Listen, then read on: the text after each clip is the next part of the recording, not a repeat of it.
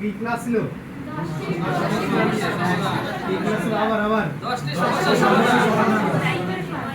মূলত আজকে হচ্ছে ক্লাসটা ছিল হচ্ছে আমাদের যে অ্যাডভান্স ক্লাসের একটা অংশের ভিতরে, যেটা হচ্ছে আমরা ল্যাবে যখন টাইপ করি মাঝে মাঝে আমাদের কি কি সমস্যাগুলো হয়, টাইপ করার সময় আমাদের অনেকগুলো সমস্যা হতে পারে। এই সব যে 10টা বা 5টা কমন থাকে সমস্যা, এগুলো নিয়ে মূলত আজকে ওইখান থেকে প্রশ্ন করা এবং এইখান থেকে সমাধান দেওয়া যে কি কি ঝামেলা হইতে পারে।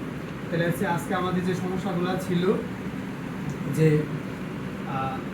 যদি হাইফেন থাকে অথবা ডেস থাকে, এটা নিয়ে আসতে পারবো না বাংলার বেলা অথবা ইংলিশের বেলা। এবং কমার যে বিষয়টা, কমা ইংলিশের বেলায় এক থাকে প্রশ্নে, আমরা দিতই আরেকভাবে, তাহলে এটা সমাধান হলো না।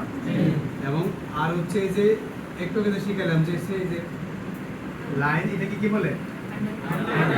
আন্ডারলাইন। ডাবল থাকুক, সিঙ্গেল থাকুক, যাই থাকুক, পারবো না দূর করতে।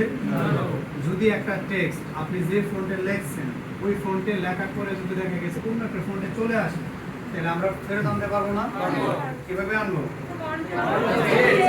একবার, যদি না হয় আবার, না হলে আবার। আর হচ্ছে মানে ইউনিকোড আর হচ্ছে কি বিজয়। ইউনিকোড আর বিজয়ের মধ্যে পার্থক্য যে র‍্যাপ জাতীয় বর্ণগুলো যে ঝামেলা এবং আকারিকার লেখলে দেখা যায় না হাইট থাকে, তাহলে সেই যে আমরা কি হচ্ছে জো ছাড়া যে কোন বর্ণের উপরে ইউনিকোডে র‍্যাপ দেব কিভাবে? অসম থেকে অন্য নামে কি বলে?